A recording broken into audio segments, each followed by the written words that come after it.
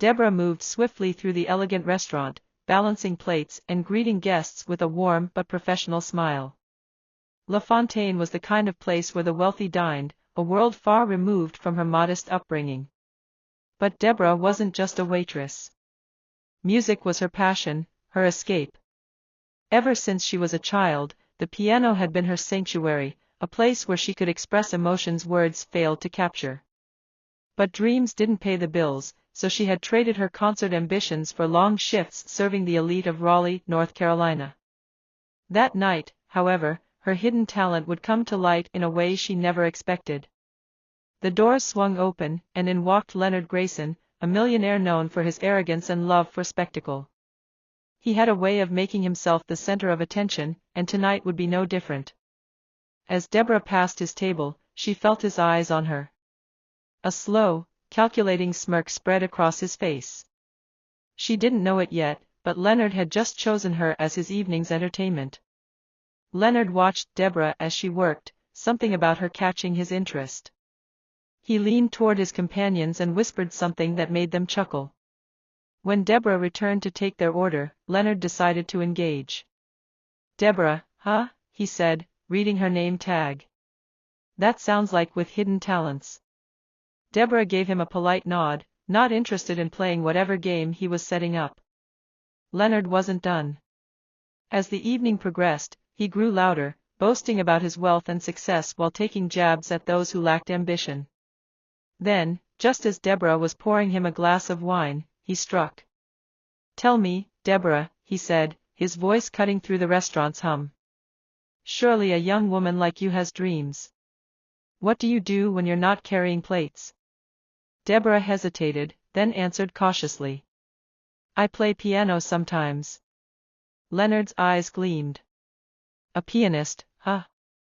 How fascinating. Why don't you give us a little performance?" The room quieted. Deborah's heart pounded. "Oh, I couldn't. I'm just here to work tonight." Leonard smirked. "Nonsense. There's a piano right there. Surely a future star like you isn't afraid of a little audience?" Laughter rippled through his table. This wasn't about music. He wanted to humiliate her. But what he didn't know was that Deborah wasn't just any pianist.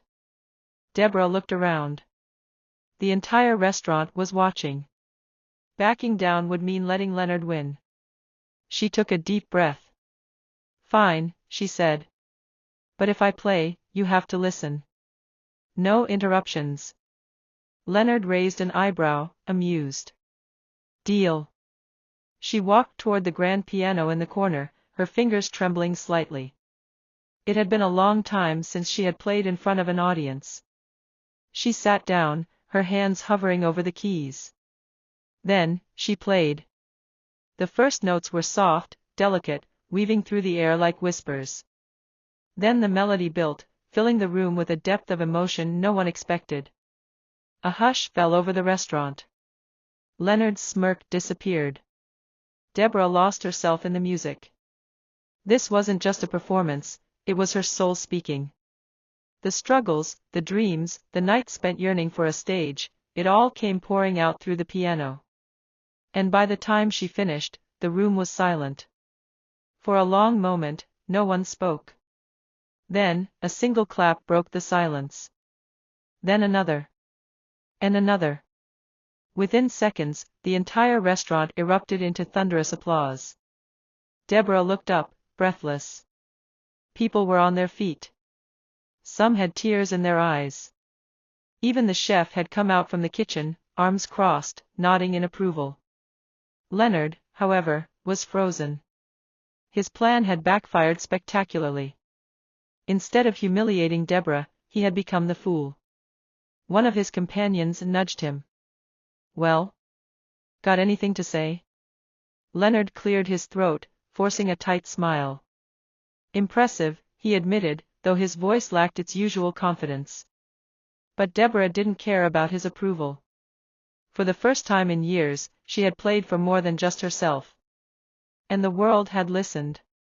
As the night went on, guests came up to Deborah, praising her performance. Some even asked if she gave lessons. Then, a man approached her table.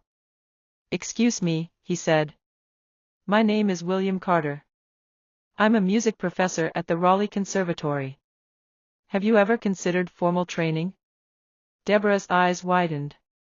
"I wanted to," she admitted. "But life got in the way."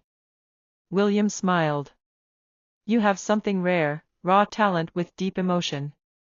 I'd like to offer you a full scholarship to study at the conservatory."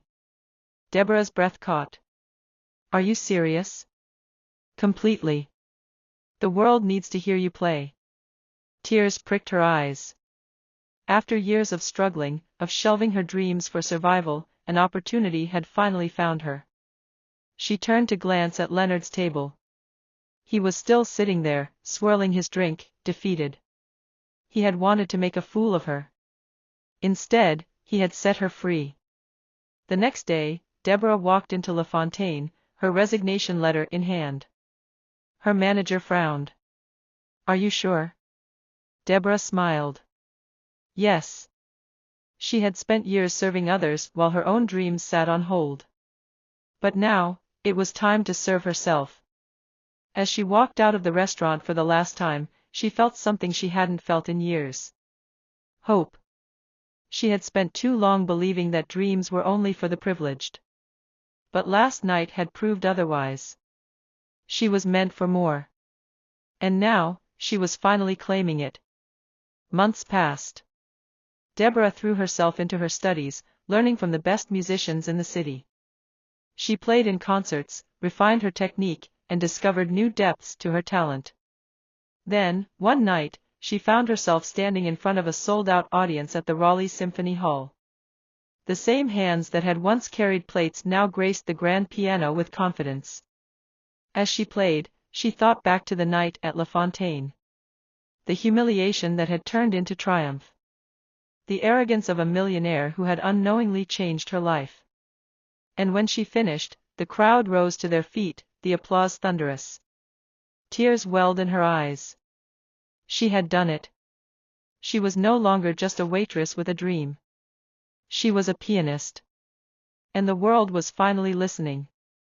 This version keeps the story engaging while covering all key moments. Let me know if you want any adjustments.